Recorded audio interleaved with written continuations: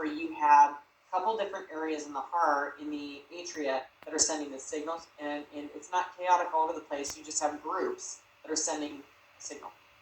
So you end up getting all these signals, and then they basically all happen at the same time. You only get one winner.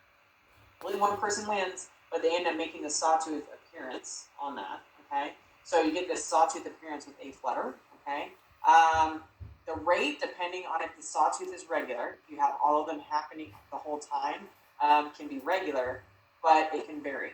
Okay, so like here we have 3, 3, 3, 3, 1, 3, 1.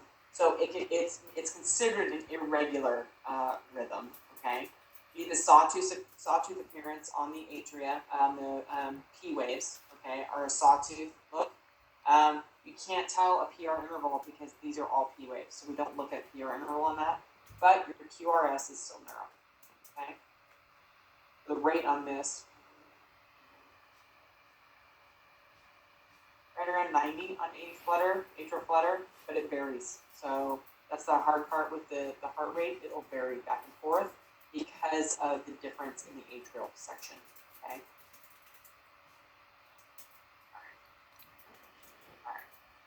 Then we have our premature atrial contractions. So premature atrial contractions is where any premature contraction is you have a regular rhythm that all of a sudden you have a beat that happens too early. Okay. And we can tell that this is a premature atrial contraction because you have a P wave and a QRS that's narrow. Okay. So when you have a premature atrial contraction, you will have a P wave and QRS. It's just happening too soon. So if you're marching it out, it's normal marching out, and then you have this one right here, which happens too early, and then we get back to the regular rhythm, and it marches out again.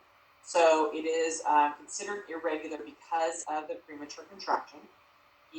As far as the heart rate, if you were to take away the rate, the irregular portion of it, the premature contraction, you would look at 1, 2, 3, 4, 5, possibly right around 50 or 60, probably around 60, if you were to give it a rate.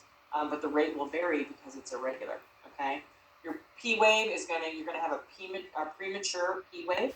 Okay, because of how soon it's happening. Okay, so it's gonna happen right after the T wave, or sometimes as that ventricle is repolarizing, the P wave gets hidden in there, and then you just have that contraction. But you're going to know it's a PAC, premature atrial contraction, because the QRS is narrow. Okay. When we have a PVC, which is a premature ventricular contraction, your QRS is not narrow; it's wide. Okay, so that's one of the ways you can tell. PR interval is within the range. Okay, and then your QRS is narrow. All right. So that's your premature atrial contraction. Just one beat that happens a little bit too early, okay?